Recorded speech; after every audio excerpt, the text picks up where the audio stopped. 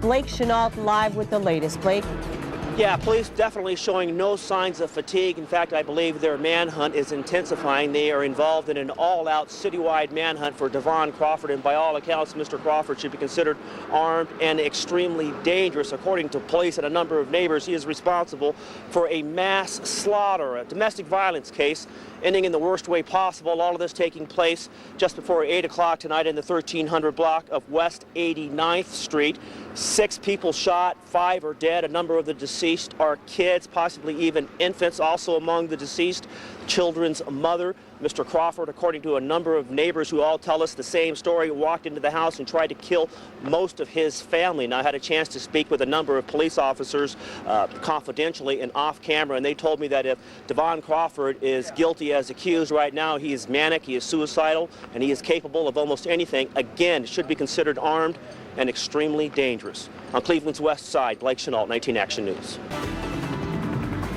I'm Blake Chenault with breaking news on Cleveland's west side. Apparently about 5 o'clock this afternoon, a man and a woman were shot while talking at this gas station. The man and the woman, again, were speaking at this gas station when a third party arrived, produced a gun, shot the woman in the face, shot the man 3 times. The man staggered inside of the gas station, told the clerk what happened. The clerk then called an ambulance for help. The shooter remains at large tonight. We're getting all this information from an anonymous source who spoke with the gas station attendant, who tells us that the shooter possibly is a spurned lover of the woman. Again, the shooter remains at large tonight, and the 2 shooting victims, a woman shot in the face and a man shot 3 times in the body, are at the hospital. No word on their conditions.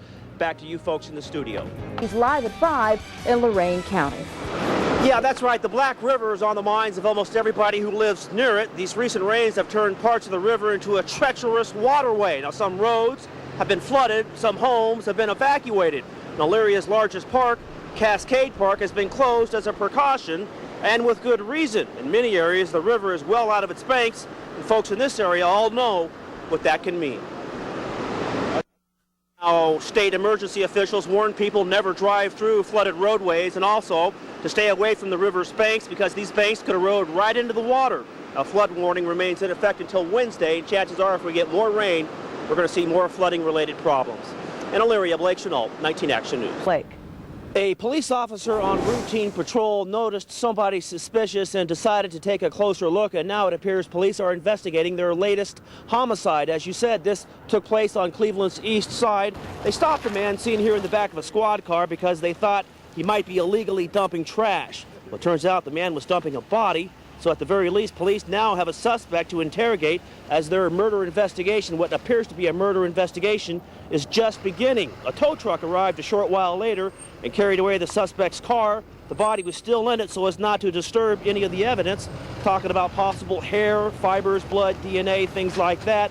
All of it went directly to the coroner's office. This happened around 5:30 this evening on Cleveland's east side, East 83rd and Higbee. It was still daylight when the call came in, so the suspect was not real hard to spot. Now, this area is desolate, full of empty lots, so the man probably stuck out like a sore thumb, and when police saw him, certainly they were going to investigate, and now it looks like they're investigating the city's latest homicide. Now, the coroner's report could come back as early as Monday, which would provide more details.